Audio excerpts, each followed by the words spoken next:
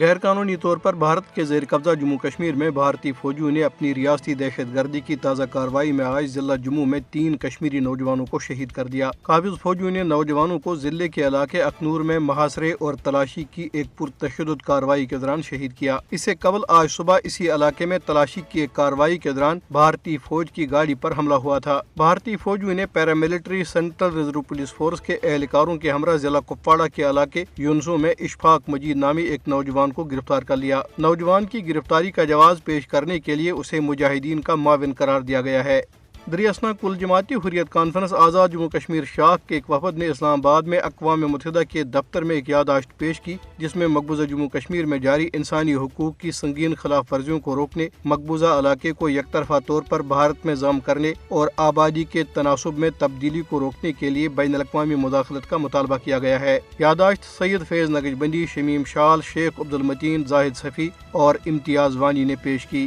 یوم سیاح کے موقع پہ لندن میں تحریک کشمیر برطانیہ کے سربراہ فہیم کیانی کی قیادت میں کشمیریوں، پاکستانیوں اور ان کے حامیوں نے مقبوضہ جموں کشمیر میں بھارت کی ظالمانہ کارروائیوں کو عالمی سطح پر بے نقاب کرنے کے لیے احتجاجی مظاہرہ کیا۔ مظاہرین نے 10 ڈاؤننگ اسٹریٹ میں بھارتی ہائی کمیشن تک مارچ کیا اور شرکاء نے جموں کشمیر پر بھارت کا قبضہ ختم کرانے کا مطالبہ کیا۔ اوسلو، بارسلونا، کوپن ہیگن، گلاسکو اور بریشیا سمیت یورپ کے بڑے بڑے شہروں میں بھی ریلیاں اور کانفرنسیں منعقد کی گئی۔ بھارت میں نام نہاد گاؤ رکشک مسلمانوں کے خلاف پرتشدد کارروائیوں کے بعد اب سکھ برادری کو بھی نشانہ بنانے لگے ہیں۔ بھارتی ریاست پنجاب کے علاقے مانسا میں مویشی لے جانے والے ایک سکھ ٹرک ڈرائیور پر نام نہاد گاؤ رکشکوں نے وحشیانہ حملہ کیا، اس کی پگڑی کی بے حرمتی کی اور اسے گالیاں دی۔